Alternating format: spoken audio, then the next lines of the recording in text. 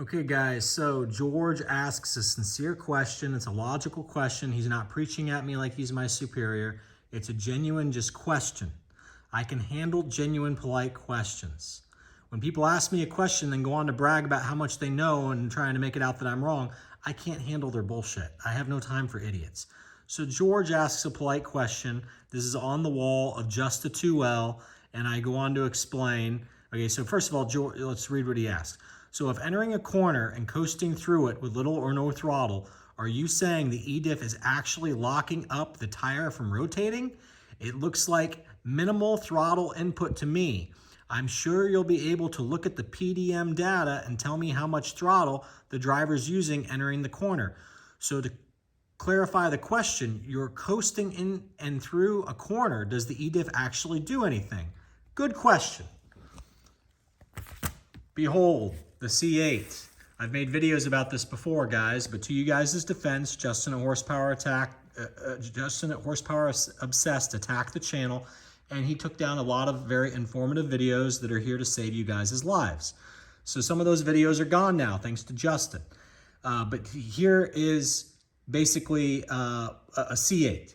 So the first thing that we need to cover is, how does the C8 diff work? And pardon me, I got to take a drink here because I'm thirsty. Give me a minute.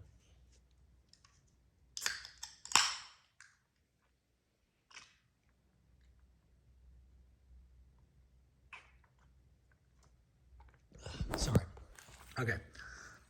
All right. So this Corvette E-diff works completely opposite of how a McLaren E-diff works. So first I'm going to explain a McLaren E-diff, because a lot of people buying Corvettes think that they know what the hell they're talking about because they understand how a McLaren E-diff works. A McLaren E-diff technically is not an E-diff. It's what's called an open diff, meaning there's no clutches in the diff itself.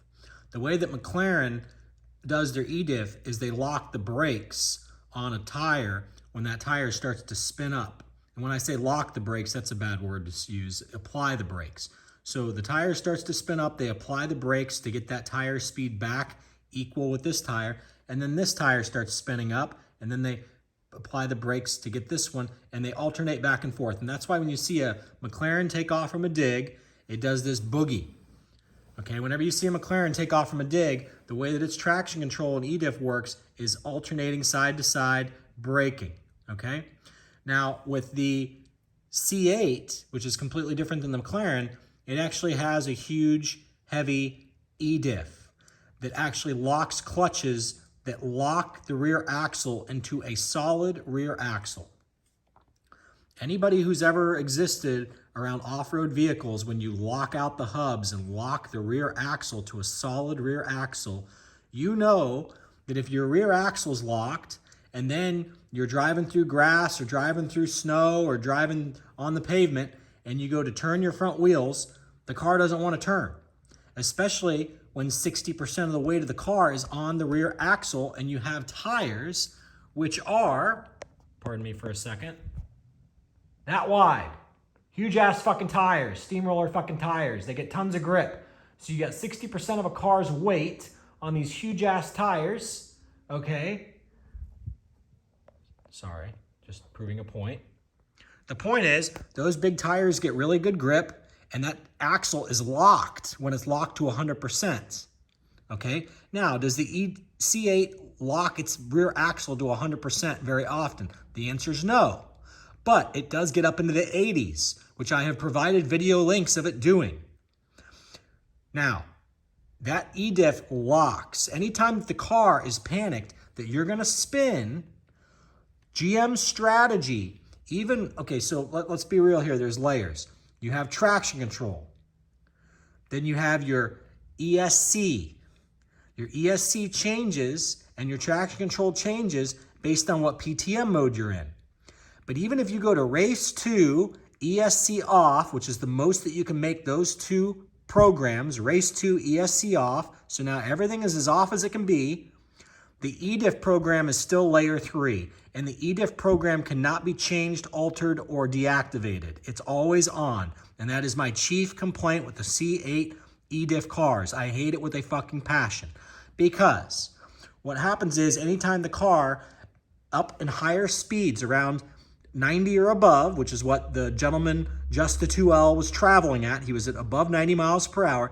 Anytime that you're up in those speeds and the car is unsure that the driver knows what they're doing and the car is worried that the back end is going to go spinning around like an old school Porsche because you're pulling 1.2 lateral G, the car's protocol is to start locking that E-diff up to a higher percentage.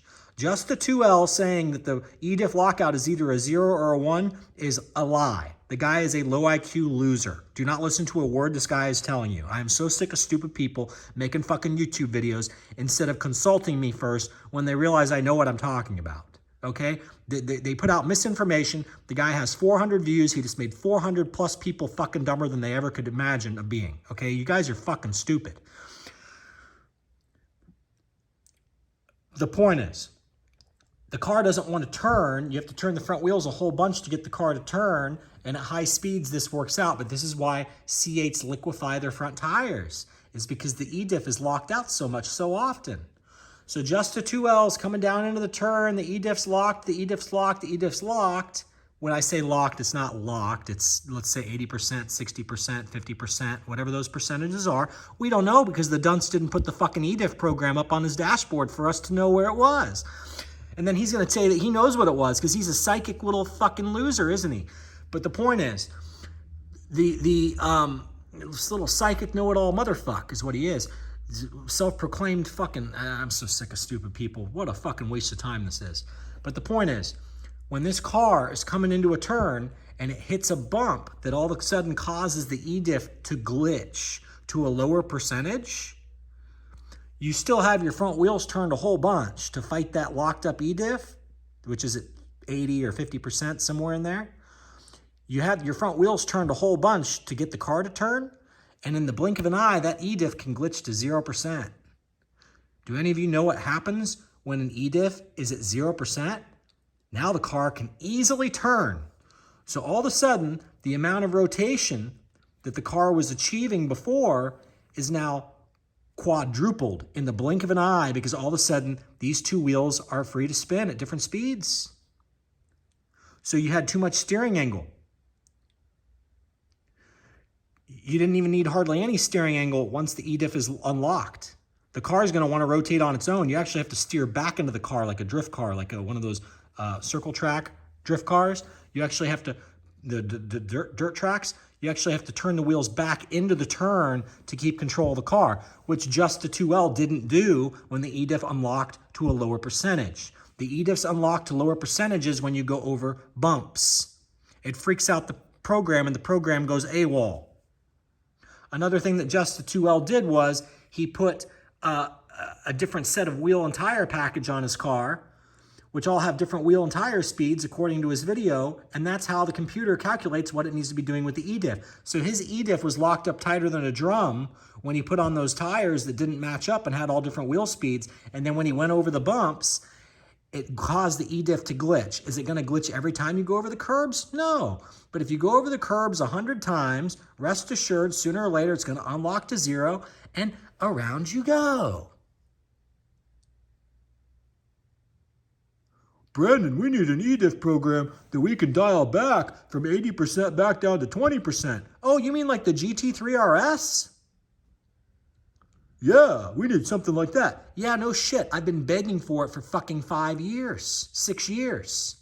And instead of you guys agree with me that we need that, I don't know what this guy's talking about with this wives' tale myth about the E-diff program, conspiracy theories about the E-diff program, blah, blah, blah. Yeah, you don't know what I'm fucking talking about, just the 2L, because you won't fucking put it up on your dash because you're fucking, I mean, think for a second how fucking dumb this piece of shit is, this just a 2L guy.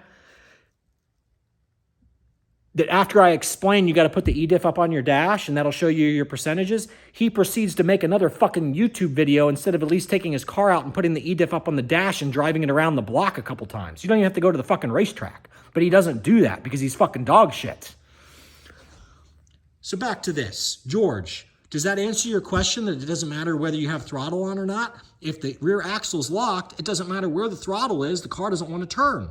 If you have your wheels turned a whole bunch and all of a sudden the E-diff unlocks to 0 or 20% or 30% and it was 80% the moment before because the bumpers caused the E-diff program to get confused and unlock to a lower percentage, you're gonna spin unless you turn back into it and catch it, which he didn't do. That's the end of that fucking video. I don't need to say another fucking word. I'm so sick of you mentally disabled pieces of shit.